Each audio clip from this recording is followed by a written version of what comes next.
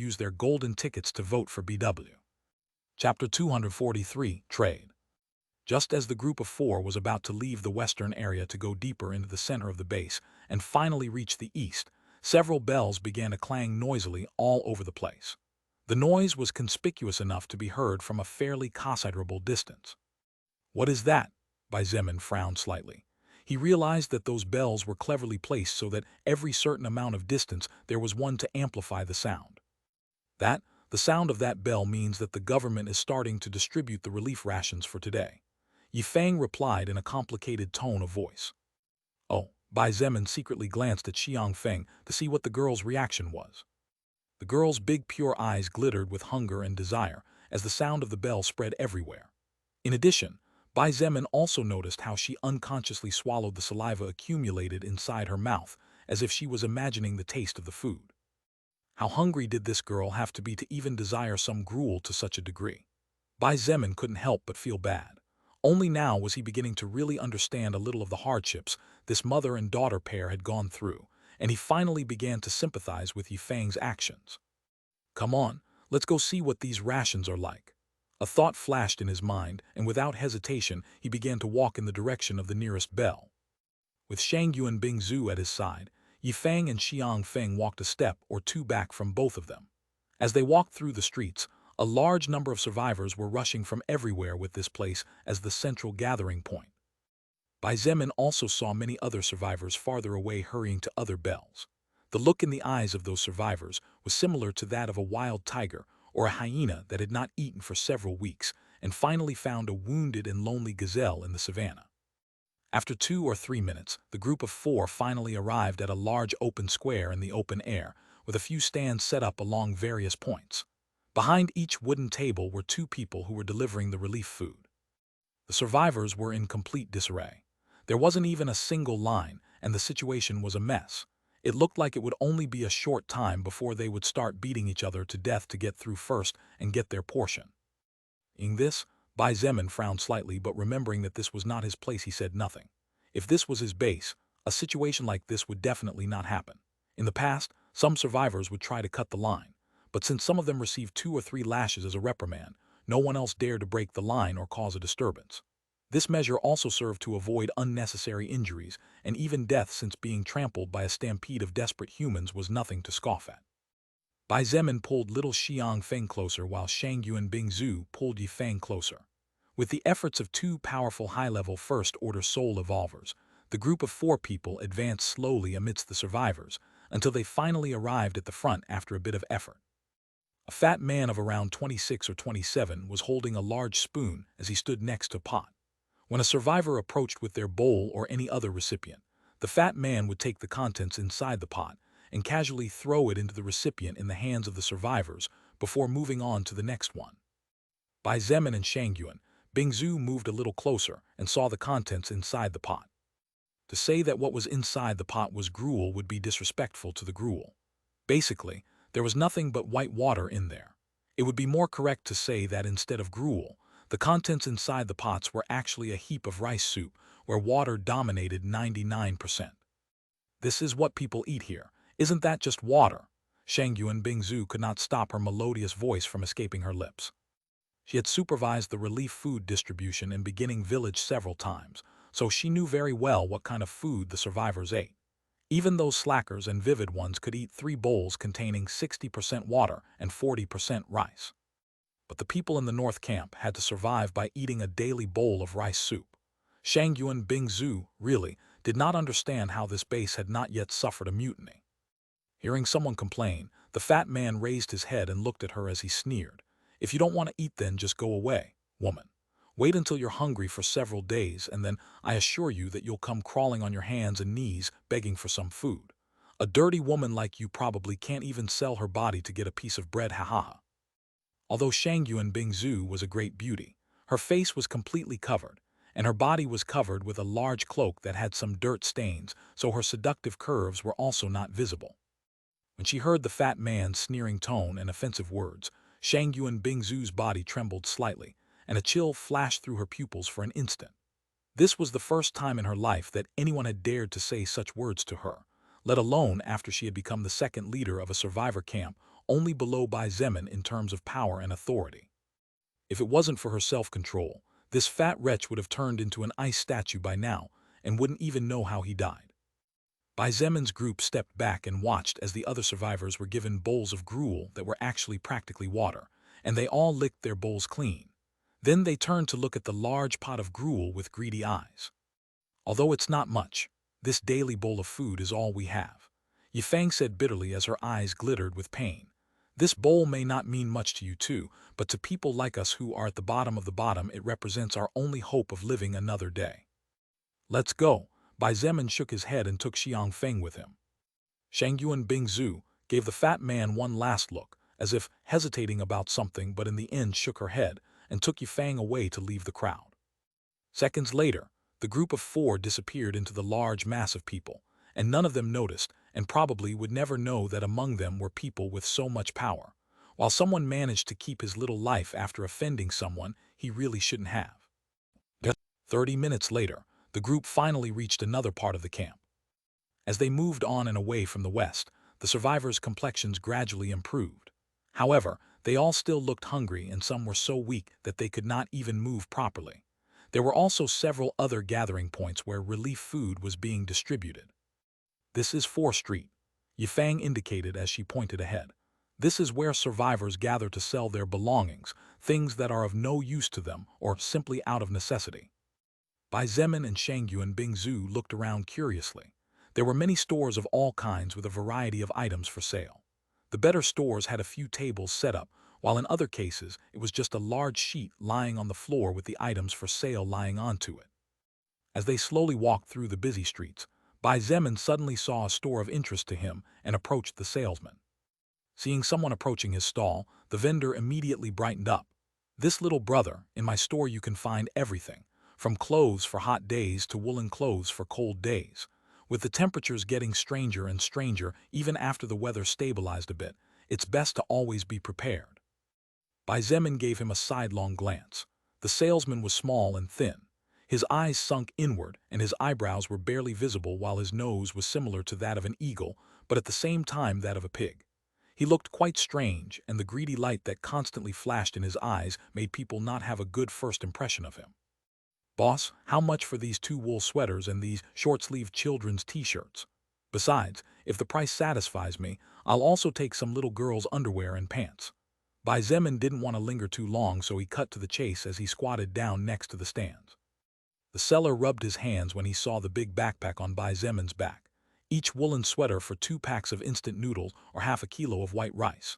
Each short-sleeved t-shirt for 1 package of instant noodles or 300 grams of white rice. Underwear for 150 grams of white rice. As for pants, 3 packets of instant noodles or 1 kilogram of white rice. Bai Zemin stood up and looked at the street seller coldly. I will give you 4 packets of instant noodles for the girls' clothes and 4 more for the same number for adult women's clothes. If you accept, we can make the deal now. If not, then you can keep your clothes. How could the small acts of a peddler go unnoticed from Bai Zemin's eyes? This man's prices were basically daylight robbery. Too bad for the peddler. Bai Zemin already had his fair share of poverty to know what was good and what was bad, so it wasn't easy to fool him. The seller gritted his teeth and hesitated. He was sure that the young man in front of him had plenty of supplies, but if he really left without buying anything, then it would be a big loss for him. So far, he hadn't managed to sell anything, and if he couldn't sell off the annoying clothes, then he would have to starve. Seeing that the customer was about to leave, the salesman quickly yelled, "Little brother, wait, I'll sell it to you. 8 packs of instant noodles for everything." Bai Zemin gave him one last glance before looking at Yifeng behind him and pointed, "Pick out the clothes for you and Xiangfeng." Yifeng hesitated for a moment and wanted to say that there was no need to waste precious food like that on a woman like her. However, she swallowed her words when she saw Bai Zemin's serious expression. After giving him a look filled with gratitude, the woman began to look at the clothes carefully as she took some clothes for her daughter first. 4 pants, 4 woolen sweaters, 4 short-sleeved t-shirts, 4 sets of underwear. 1 pack of instant noodles for 2 pairs of shoes and 2 pairs of socks, 1 for woman and 1 for child, Bai Zemin said as he looked at the man. The man smiled bitterly and realized that the young man in front of him was even more cunning than the foxes. In the end, he didn't want to haggle over the price for fear of losing such a big customer and nodded. Soon, Yifeng had finished choosing clothes for her daughter and herself. Her eyes filled with tears that threatened to fall at any moment as she looked at the 2 young people beside her. She had not known them long, but she could tell they were not bad people. The only thing she wanted most was for her little daughter to be able to live a little better. She never expected such a great gift from the heavens. Backslash backslash backslash backslash backslash backslash backslash. Thanks a lot to all those who used their golden tickets to vote for BW. Chapter 244, The Value of Food. When Yifeng had finished picking out clothes for herself and Xiangfeng, Bai Zemin removed the backpack from his back and opened it to reveal its contents as he began to look for the agreed payment for the man in front of him. However, although he did this action without much thought, the surroundings became a bit agitated when the survivors saw the amount of supplies inside the bag. The amount of food that Bai Zemin brought was simply too much after all. This was the first time these survivors had seen so much food since the apocalypse broke out. Although people began to mutter to each other while pointing fingers, none of them stepped forward to cause trouble. A person with so many supplies was definitely not someone ordinary inside the base. All of these survivors had already understood that if they angered someone powerful, they would simply end up dying worse than cats and dogs. In fact, finding bodies lying in the gutters was often not a strange sight for these people. Many survivors who directly or indirectly offended people they shouldn't have were found lifeless the next day. Bai Zemin naturally had his reasons for doing what he did. He ignored everyone's glares and took several packs of instant noodles. "This is the agreed payment," he said as he handed the packets to the small man. The salesman gulped audibly when he saw the amount of supplies inside the bag as he took the packages of instant noodles. In his mind, he was cursing the young man in front of him 1,000,000 times. "You have so much food in there, but you're haggling a lot with a little shrimp like me. Have you no shame?" thought the man as he watched Bai Zemin close his bag and carry it back to his back hanging over one of his shoulders. "Let's go," he said calmly with the intention of continuing to look around the stores at the edge of the street. He still had things he needed to buy. The 3 women of different ages, 2 grown and 1 petite, followed closely behind him. "Little brother, buy me something. Look over here, I'm sure you'll find something you like. Just 2 packs of instant noodles for this smart TV." "Young man." Many salesmen who seemed desperate to get rid of what was no longer useful to them tried their best to attract Bai Zemin's attention. Some shouted, others even left their stands to try to get noticed. However, he ignored them all and continued to advance forward while keeping his guard up. After all, this was the enemy's base, and he had not come with good intentions in mind as well. About 2 streets ahead, Bai Zemin finally found what he was looking for and stopped in front of a small stand. "Boss, how much do you want for these pots and bowls?" he asked as he picked up some cooking utensils and checked the condition they were in. The man appeared to be an honest man. He was short and somewhat plump, but his beard was unkempt and some fatigue could be seen in his eyes. However, he smiled slightly as he saw that he had a prospective customer. "Young man, the set of pots and a dozen bowls. In total, that would be 4 packages of instant noodles or half a kilogram of white rice." Food was the most sought-after thing these days. Survivors were willing to do basically anything for a bowl of food. 4 packets of instant noodles or half a kilogram of rice would be enough for this man to live without worrying about starving for a week if he tightened his stomach and didn't waste. Bai Zemin did not answer right away and instead pointed to a small carafe with a small furnace sitting onto it after checking the weight. "How much for the small furnace?" Considering it is a good cooking tool and easy to carry in this chaotic world, the small furnace is worth 3 packets of instant noodles or 300 grams of white rice. The man hesitated for a moment before giving his price with an honest expression on his face. He looked at Bai Zemin with some anxiety. After all, a total of 7 packets of instant noodles or 800 grams of white rice was not a small amount. Bai Zemin thought about it for a moment and realized that the man's price was quite fair. In fact, if it were him, he would ask more for the small gas cooker. "We have a deal then." In the end, Bai Zemin decided not to haggle over the price. He opened his bag and carefully observed the expression of the man in front of him. The salesman's eyes held surprise, envy, even a bit of bitterness, but not greed, which was extremely rare. The normal thing would be to be greedy for a bag stuffed with food. To help the man who seemed to be too good to live in this cruel and selfish world, Bai Zemin took out a 1-kilogram sack of rice. "Just keep the rest. Consider it a gift from me." Bai Zemin was quite simple. If anyone tried to take advantage from him, he would take care of tearing off a piece of their flesh. However, if they treated him honestly, then he was willing to be kind as well. The chubby man's eyes filled with tears, and for a moment he didn't know what to say. With trembling hands, he took the sack of rice and wordlessly bowed deeply. With this amount of rice, he and his wife could eat for quite some time. If they diluted the rice a little to form a gruel, even eating for half a month was not impossible. Moreover, this gruel would be far better than the one given by the government as relief food, which basically had no rice at all and was pure water. Even when Bai Zemin and the 3 women disappeared into the crowd of people, the man still remained bowed. It was after a full minute that he finally straightened his back, wiped away the tears of gratitude, and packed the few things he had left before going home. //. "Big brother, do you want to play with me? I was a high school student in the past and was among the 10 prettiest in my grade. Just a pack of instant noodles and I'll let you have fun for a whole night." "Young man, how would you like to have some fun with a mature and experienced woman? 2 packs. "Little brother." On the way back, Bai Zemin's group passed by a place where there were many women in revealing clothes who tried to approach him while jiggling their flexible waists. Many of them could be considered beauties, even if they were not on the same level as Shangyuan Bingzhu and Nangong Lingxin. These women could not care less if there were already some women alongside the man. From their point of view, any man was a potential customer, and they were willing to provide their services just to stop their stomachs from growling. Of course, Bai Zemin ignored them all and simply continued moving towards his destination. Yifang's expression was casual.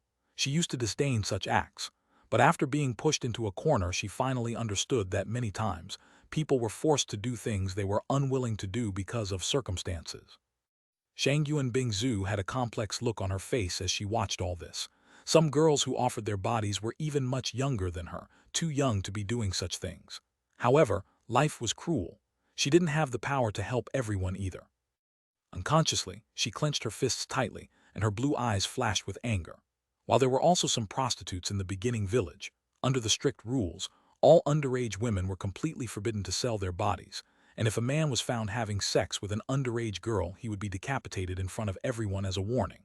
With the possibility of having a decent job, and with 3 bowls of gruel every day even for the slackers, no one had the right to complain. However, in the North Camp, Shangyuan Bingzhu had seen that compared to the strict rules and Bai Zemin's cruelty, this place was a hell. From the beginning, she did not have much hope for the Chinese government, but her hopes only dimmed to minimum levels after all she saw today. Chapter 245, Speed up the attack process. Approximately 30 to 40 minutes later, the group of four led by Bai Zemin finally returned to walk back into the small courtyard they had previously received when they first arrived at the base. When the survivors living in wooden huts saw the group walk into one of the few buildings in good condition of the area, envy and caution glittered in everyone's eyes. No one dared to cause any trouble, and each survivor focused only on saving as much energy as possible. "Oh, you're Baha. Who is this lady and this little young lady?" Nangong Yi looked towards the door expecting to see the duo of Bai Zemin and Shangyuan Bing Zhu return, but was surprised to see that there were two people who were not with them when they departed almost 2 hours ago. Bai Zemin walked to the kitchen and put down the cooking utensils he had bought earlier. Then, he returned to the room that was supposed to be the living room and calmly pointed. "The adult woman is Yifang. The little beauty next to her is named Xiangfeng. They are joining us from today." Yifang looked at the two people inside the room cautiously. She was secretly surprised to see such a beautiful woman together with a man around her age here, as she unconsciously thought that Bai Zemin and Shangyuan Bing Zhu were alone. "A pleasure to meet you all. My name is Yifang, and this is my little daughter Xiangfeng." She quickly bowed and reintroduced their names. "Hello, Yifang. My name is Nangong Yi, and this is my younger sister Nangong Lingxin." Nangong Yi nodded with a polite smile before looking with a gentle smile at the little girl.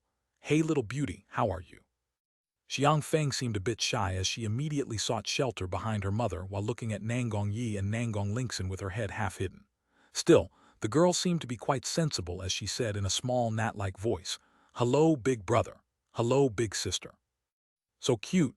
Nangong Lingxin seemed to be delighted with Xiangfeng. She made a sweet smile, and as she waved her hand she offered, "Little Xiangfeng, do you want to take a nice shower with hot water? This big sister even has fruit and honey-scented soaps." Xiangfeng's eyes immediately lit up at the mention of shower and hot water, as well as rich-smelling soaps. It had been a long time since she had last had the luxury of enjoying a comfortable shower, since the wooden hut they lived in had only a straw bed and nothing else. She looked at her mother, who nodded with a small smile. "Go, Mama will soon join you too." Yifang looked at Nangong Lingxin with gratitude. Soon, Nangong Lingxin took Xiangfeng to the shower, and not even 5 minutes later, the girl's giggles began to be heard all over the house. "Really? I don't know how to thank you enough." Yifang looked at Bai Zemin and Shangyuan Bing Zhu, who was now revealing her beauty in full, with eyes filled with gratitude. The life the mother and daughter pair led in comparison to the life they could now begin to enjoy was like wanting to compare the pure white clouds floating in the sky to the dirty mud that smudged the earth. Yifang knew that all this was given by the young man and the young woman in front of her. Bai Zemin sighed and shook his head. "You may soon no longer thank me. The peaceful life you want won't be possible. At least not yet. Not until I complete my goal." Yifang's heart tightened when she heard this.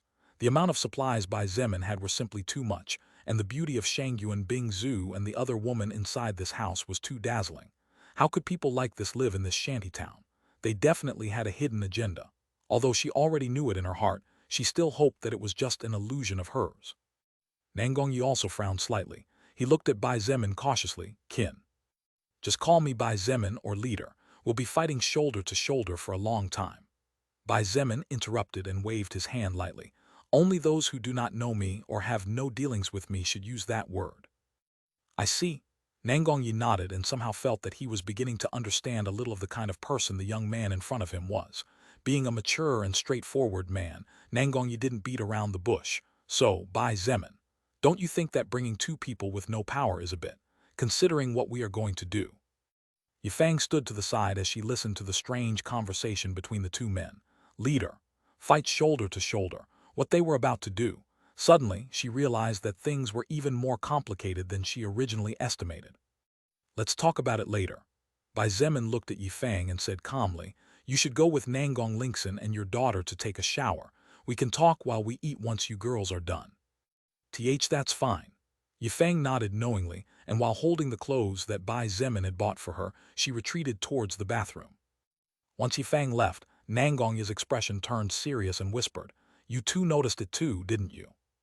As if a little rat could sneak away from us." Bai Zemin smiled calmly and walked toward the kitchen. "It's been following us ever since." Bai Zemin showed how much stock he has. Shangyuan Bing Zhu replied as she looked outside the house as if she could see beyond the walls. Then, she smirked and followed Bai Zemin into the kitchen. Nangong Yi followed the two young people into the kitchen, and when he got there, he saw that the two had begun to busy themselves. While Bai Zemin was preparing the ingredients, Shangyu and Bingzu was cleaning the bowls and pots they had recently bought. Strangely or not, they seemed to be quite in sync with each other's every action without getting in the way of each other's movements. If Nangong Yu were a young man, he might even have thought that the two of them were actually a loving, engaged couple. However, by carefully observing the look in Bai Zemin and Shangyu and Bingzu's eyes, Nangong Yi easily noticed that while they seemed to be in harmony, they both looked like having erected a barrier of indifference around themselves. Nangong Yi put aside the useless thoughts and asked with a frown, "But there is something I don't understand. Why would you show the resources in public?" As the leader of a camp with over 2,000 survivors, Bai Zemin not only needed to be strong but also needed to be someone smart. Otherwise, he would have died a long time ago. So, Nangong Yi could not understand how a smart person did such a foolish thing. In fact, from the first moment Bai Zemin revealed the contents of his bag to the first merchant when he bought clothes for Yifeng and Xiangfeng, he noticed how a man dressed as a policeman followed them from afar. Although the man was well hidden among the people and followed them from a considerable distance, how could a normal human escape the senses of Bai Zemin and Shangyu and Bingzu, who had already taken the first step to leave their mortal shells? While putting a pot of hot water on the small gas furnace, Bai Zemin wiped his hands and calmly replied, "We are moving in 2 days at most." "What?" Nangong Yi, who was resting with his back against the wall, jumped up from his position and even with his age couldn't help but exclaim loudly. Bai Zemin looked at Nangong Yi and slowly began to narrate all the things they saw and experienced during the brief, but at the same time, heavy walk around the base. While washing the rice with her small hands, Shangyu and Bingzu listened to everything with apparent indifference, and it was hard to tell what her true thoughts were. "I see." After hearing everything Bai Zemin said, Nangong Yi sighed audibly. "I had no idea. While my sister and I were here, we never saw the need to come to this area of the base, so we didn't know the situation was so bad." He shook his head lightly. Nangong Yi really didn't know that the survivors were in such a miserable condition. Were it not for Bai Zemin telling him everything he saw today, and were it not for the fact that with his strength he didn't need to deceive him, Nangong Yi wouldn't know any of this, or would simply find it hard to believe unless he saw it with his own eyes. Then, Bai Zemin looked at Shangyu and Bingzu, who had already finished her task and was now looking at him, and calmly asked, "What do you think about it? Enough observation, or are you still not satisfied?" Shangyu and Bingzu looked him straight in the eyes without saying anything for a few seconds before finally looking out the broken window and said, "It's enough. The faster we put an end to these scum, the better." "Happy that we think alike." Bai Zemin smiled slightly and walked out of the room as a chill flashed in his black as night eyes. In fact, Shangyu and Bingzu was as much, if not more angry than Bai Zemin with the people in charge of this base. Even if they were short of rice, they would have to have plenty of meat to feed the survivors. Yanqing district was rich in forests, and the number of beasts was plentiful. Even if they were difficult to hunt, just a couple of beasts could provide the base with tens of kilograms of meat, while the bigger ones could provide hundreds or even thousands. With the mutated meat, a soup could be made and distributed among the survivors. The amount of nutrition in this soup would undoubtedly be far greater than the gruel they were distributing to the survivors right now. Even if killing first-order beasts was difficult for the high leaders and soul evolvers of the North Camp, killing unclassified beasts should be a fairly simple matter.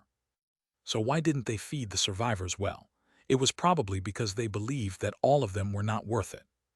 While Shangyu and Bingzu might not be a saint and was quite cruel when the situation called for it, at least she had some human conscience in her being. This was precisely the source of her irritation. As for Bai Zemin, his thoughts were simpler than those of Shangyu and Bingzu. He was irritated that helpless children had to suffer because of the cruelty of adults. So, since he was planning to wipe out the opposition and take complete control of this base anyway, why not speed up his plans a bit? In any case, Shangyu and Bingzu was already disappointed with the government of this camp, so there was no need to delay any longer. "If you have already made your decision, then there is nothing more to say. I will support you." Nangong Yi nodded towards Bai Zemin as he walked beside him, to which he responded with a faint smile before leaving the kitchen. Before leaving, Nangong Yi looked at Shangyu and Bingzu and couldn't help but say, "You haven't noticed yet." Shangyu and Bingzu, who seemed lost in her own thoughts, frowned slightly and looked at him in confusion. Didn't she previously say that yes, she noticed the person who tracked them here before disappearing?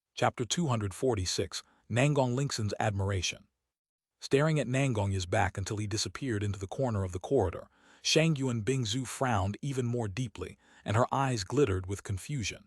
However, a split second later, her expression returned to normal as if it had never changed in the first place. Although she had no idea what Nangong Yi was talking about, she believed that if she didn't know or if she didn't notice it was because it wasn't an important matter to begin with. If it wasn't an important matter, then there was no need to worry or think about it too much. Besides, it could even be Nangong's idea and not something real. About an hour and a half later, the group that had previously consisted of 4 and was later joined by 2 more people was gathered in what was supposed to be the living room. Because there was no furniture, the 6 of them were sitting cross-legged on the floor forming a circle in the center. Inside the circle were some prepared dishes such as rice, meat sauce, meat and vegetable soup, fried meat and boiled meat, 4 tins of sardines and more. Although the variety of the food was not much since Bai Zemin's group originally only planned to attack this place and not stay here forever, it was undoubtedly quite a sumptuous meal considering the current situation of the world. Even the high officials of the base could not necessarily afford to enjoy such dishes every day, let alone considering that the meat that was in these dishes was not normal meat. It was meat from a mutated beast called Vicious Boar Level 15. Nangong Lingxin picked up her chopsticks and while taking a small piece of vicious boar meat, she couldn't help but comment, although it's just a level 15 wild beast, its taste is top-notch. Indeed, maybe only the meat of the first order reinforced iron boar is more delicious than this dude's meat. Bai Zemin recognized Nangong Lingxin's words as he tasted the monster meat. Yifang's eyes were filled with tears.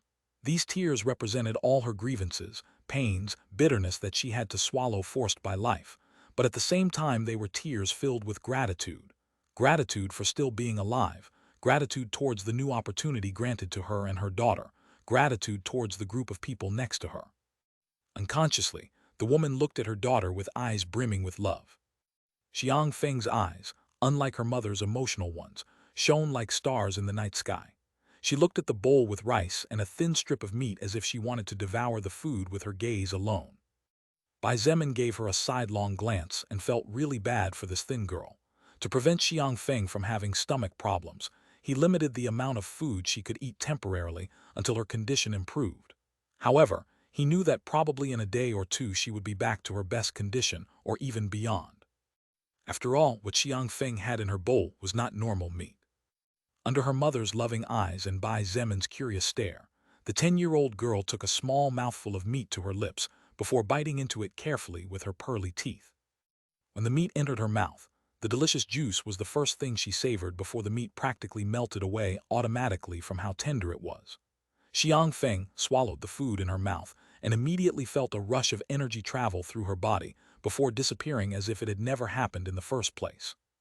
You have received health +5, stamina +2, strength +1. The chopsticks in Xiang Feng's hands trembled in sync with her body, and her 2 little dark eyes widened as a strange message with green letters appeared in her retina. This was the second time she had seen something like this. The first time was a month ago when the soul record appeared on Earth. Feng, what's wrong? Are you all right? Yifang misunderstood Xiang Feng's sudden behavior. Seeing her suddenly tremble fiercely and stagnate after tasting the meat in her bowl, the mother became so worried that she immediately put down her bowl on the floor and approached the girl. Xiang Feng seemed not to hear her mother, and as if possessed by something, she took the strip of vicious boar meat with her chopsticks and began to devour it voraciously. You have received health +3, stamina +1, strength +1. You have received health +1, stamina +1. You have received health +1. After 4 bites, Xiang Feng stopped receiving those strange green messages. However, she continued to devour the meat as if her life depended on it. The strip of meat she had been given was not very large to begin with, so after a few small bites, the meat was completely gone. Seeing that there was no more meat in her bowl, Xiang Feng raised her little head and looked at Bai Zemin with the eyes of an intimidated puppy. The little girl was so smart that she clearly knew who was the person in charge here. Besides, she was clearly aware that Bai Zemin seemed to care for her quite a bit, so she unconsciously relaxed her guard against him. "Don't look at me like that." Bai Zemin shook his head and said firmly, "Until tonight you can forget about eating any more of that meat. Your body is still weak and won't take it." Although Xiang Feng had gained a total of 10 health points, her body was not going to recover from malnutrition in the blink of an eye. It needed some time to adjust to the changes. It was similar to stamina. One could gain 100 stamina points, but if you were previously exhausted and almost unable to fight anymore, you would still feel exhausted even if you could continue to fight more thanks to the increased stat. Seeing her daughter Xiang Feng's attitude, Yi Feng was very surprised. But what she was most curious about was the reason why her usually reasonable daughter was acting that way, so she also put a piece of meat in her mouth. "You have received health +4, stamina +2, strength +1. Yi Feng's eyes glittered with disbelief. She looked at the piece of meat in her bowl and muttered in shock, "What? How can this be possible?" She could clearly feel how her soul seemed to be purified, and, as a consequence, her physical body improved. For her, whose natural stats were even below average, the improvement in stats she received was massive. Nangongyi kindly explained, "The meat that you and little Xiang Feng ate is not normal meat. That meat came from a powerful beast capable of demolishing a small building with its physical body, and the soul power within it can improve the stats of those who are still relatively weak." Wasn't this meat a sacred treasure then? Yi Feng's eyes trembled at such a thought and realization. Unlike her innocent daughter, Yi Feng was a grown woman capable of seeing beyond the question. Regardless of how tasty it was, a food capable of naturally enhancing physique, increasing stats, and bestowing power, it was undoubtedly a priceless treasure. How many top government officials would be willing to kill for the pleasure of not only enjoying a delicacy, but also becoming more powerful from the comfort of their homes? Yi Feng was sure that a massacre could be unleashed at such a revelation. After all, in this world where death lurked in every shadow, one's stats represented power, and the more power, the greater the chances of survival in crisis situations. To say that the meat she was eating was an extra life insurance was not too much of an exaggeration. Yi Feng simply could not accept such a precious food. She felt that eating it was a waste considering that she was a useless woman incapable of doing anything. Before Yi Feng could finish, Bai Zemin interrupted, "Just eat it. This kind of meat is no big deal, unlike what you think. In our camp, we have about 5 tons of meat that is a lot better in terms of value." In fact, what first order meat there was in Beginning Village was quite a bit. There was even some second order, though no one could eat it yet. Even Bai Zemin could only eat it carefully and in small quantities as the energy within it was too violent and brutish. Even more valuable than this meat, Yi Feng sucked in a breath of cold air. Moreover, she caught some words that caught her attention. "Our camp, you mean?" Bai Zemin continued to eat calmly and began to explain who they were, where they came from, and the reason why they were here. He wasn't too worried about Yi Feng betraying them, as she didn't seem to be the ungrateful type and still had to worry about the safety of her young daughter. But the real reason why he told her all this was because even if she betrayed them at the end of the day, the end result would still be the same. When Bai Zemin finished explaining everything in a rather small summary, Yi Feng was so shocked that she could not believe what she had heard. The young man who saved her and her daughter from despair was the absolute leader of a camp with over 2,000 survivors. In addition, there were about 300 armed men with military equipment. The beautiful silver-haired, blue-eyed young woman who looked like an ice fairy out of a fairy tale was actually the second most powerful person in the settlement, attacking and taking over this camp with only 4 people. Yi Feng felt her head spinning in a spiral and her mind momentarily went blank. This all looked too crazy for her. She certainly never expected to meet such amazing people while begging in the dirty streets of the ghetto camp. She was not only shocked, but also scared. She only wanted a peaceful life for her daughter, but she had suddenly been caught up in a war between 2 strong factions and some warlords fighting for power. "Are you afraid?" Bai Zemin asked calmly. He looked at her for a moment and said composedly, "If you are afraid, I can give you and Xiang Feng enough rations to be able to live comfortably for 1 week. After that, you can look for a job by yourself, since by then this base will be under my control and many things will change." Nangong Lingxin, Shangyuan Bingzu, and Nangong, he stopped their movements, looked at Yi Feng.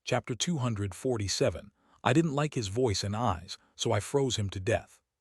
Cough, cough, cough. Bai Zemin almost choked to death when Xiang Feng related what Nangong Lingxin told her while helping her shower earlier. The girl's voice was filled with adoration, and as she looked at him with her dark eyes, Bai Zemin somehow felt that he was a celebrity from the past in front of his biggest fan. Shangyuan Bingzu and Nangong Yi looked at Nangong Lingxin with raised eyebrows, to which the 27-year-old beauty responded with a faint blush and said in a whisper, "What? Didn't I tell the truth?" After saying those words, Nangong Lingxin looked at Bai Zemin out of the corner of her eye as if she feared that he was angry. However, Bai Zemin just looked at her not knowing whether to laugh or cry as he said, "I say, Nangong Lingxin, was it necessary to tell such things to a little child?" "Naturally it was necessary." Nangong Lingxin looked at him intently and replied earnestly, "Since you want to be the king of a new dynasty in the future, then the more people who know about your royal strength and miraculous feats, the better it will be for you and for all of us." "Woman, you." Bai Zemin really didn't know what to say about it, so in the end, he ended up shaking his head with a complicated smile on his face. Shangyuan Bingzu's lips curved slightly, and she looked at Nangong Lingxin with amusement. "Could it be that you like a young man of 20 while you are 27? Nangong Lingxin simply shrugged her shoulders and said honestly, "If it wasn't for the age difference, I'd be willing to pursue him and make him my man. I mean, why not? He's attractive, intelligent, extremely powerful, and not a psychopath. On the contrary, tell me if you've ever met a better man than him." Shangyuan Bingzu opened her mouth to say something, but she was greatly surprised when she realized something. She had nothing to say about the last words of the woman in front of her. If it was before the apocalypse, then Bai Zemin didn't seem to have anything worth mentioning. However, as far as the current world was concerned, Shangyuan Bingzu had yet to find a man with better overall qualifications than Bai Zemin. Even the handsome Chen he was far behind in many aspects, and only his appearance was better than Bai Zemin. In the end, she frowned and shook her head before continuing to enjoy her meal with no desire to continue chatting further. As he listened to his sister's words, Nangong Yi didn't know whether he should laugh or cry. Regardless of whether it was before the soul record came to Earth or after, his younger sister Nangong Lingxin was always an excellent woman in every aspect. Countless men strove daily to woo her, but she was like a proud swan who paid no attention to them at all.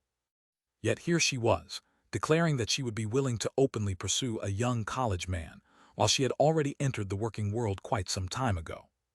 How ironic, Nangong Yi thought before looking at Yifeng, who was looking at her daughter in a daze. "Feng Feng." Yifeng muttered in disbelief before forcing a smile and saying in a tone that suggested she was trying to convince herself of something, "Don't joke with Mom. How could such a powerful person exist? That's not something a human could possibly do." Hundreds of blood spears descending from the sky. Buildings collapsing like weak sandcastles. The earth shook because of those attacks and everything was destroyed. An army was annihilated. Yifeng could not believe such a thing, not because she didn't want to believe it, but because such things were too far from her imagination. From her point of view, only God could possess such power. But Big Sister said so. Xiang Feng did not seem to agree with her mother and refuted. Nangong Lingxin sighed softly and looked at Yifeng with a serious expression. "Aunt, Although it may be hard to believe or imagine, everything I said is true. Bai Zemin is shockingly strong. This base will soon fall under his control, as there is no one here with the power to restrain him. Even one of the most powerful soul evolvers that protected one of the two highest leaders of this camp was destroyed with a single fist of his. I advise you to think carefully about what you will do next, or else you might lose the greatest opportunity of your life, just like it almost happened to my brother and me. Yifang lowered her head and looked at the bowl of food in her hands with a blank stare. If everything her daughter and Nangong Lingixin said was true, then indeed, this could be the greatest opportunity of their lives. Being able to follow such a powerful person meant that the life she and her young daughter could live from now on would be brilliant, and their chances of survival would skyrocket through the roof with just one step. Even just being a maid in his house would be enough to live a pretty good life. But what if it was all a lie? Yifang was so confused about what to do next that she had even gone through something that Bai Zemin and the rest had no reason to lie to her to begin with. She had nothing she could give them in any case. In fact, if it weren't for the fact that everyone present felt sympathy for sweet little Xiang Feng, they would never bother with giving explanations to a normal woman like her. Bang! While everyone was eating in silence, the front door was suddenly kicked open, and a group of around 12 people charged into the house menacingly. Yifang jumped in fear at the sudden loud sound. Her first action after recovering was to hug her daughter as she looked toward the entrance with wide eyes filled with fear. She and her daughter had personally seen how some people were killed just for a piece of bread. Now that a large group of people had entered the house, and considering that there were many more of them, and they all looked strong and powerful, the group of 6 consisting of 3 adult women, 1 little one and 2 men, would definitely suffer a great loss. When the group of 12 saw the large amount of food and the still full backpacks on the side, they were so surprised that for a moment they froze. Moments later, everyone's eyes flashed and big smiles appeared on their faces. Damn, look at all that food. Ha ha ha, those cops at least are good for something once in a while. Some of them started laughing out loud. It was as if they could already see all these supplies falling into their hands. On the other hand, the vast majority looked at the bodies and beautiful appearances of Shangyuan Bingzhu and Nangong Lingxin. The naked lust in their eyes exposed the dirty thoughts crossing their minds. Hot, that woman has a nice pair of breasts. Hee, I prefer the cool-looking girl. Those are the best in bed. Ha ha ha, the feeling of conquering such a woman will definitely be great. It seemed that in their heads, the 2 women were already unclothed on the bed, and they were having fun with them. The leader seemed to be a man in his 30s. His height was average, but his body was as sturdy as a tower. His head was completely shaved, and there was a skull tattoo on his head and several other tattoos on his bare arms. But the most striking thing would be his eyes. His gaze looked like that of a venomous snake brimming with cruelty waiting to pounce on its prey. So far, the leader had not said a single word, and just stood at the front as he looked at the group of people before him. I see there is a little girl here, so pretty. The bald-headed leader finally spoke. He looked at Xiang Feng with narrowed eyes and thereafter at Yifang, who was hugging her protectively against her chest. If you don't want this little girl to see a little blood, how about we have a little chat? I'll ask the questions and you answer. Depending on whether I'm satisfied or not, I might let you go without hurting any of you. Bai Zemin gave him a sidelong glance before acting as if he wasn't there.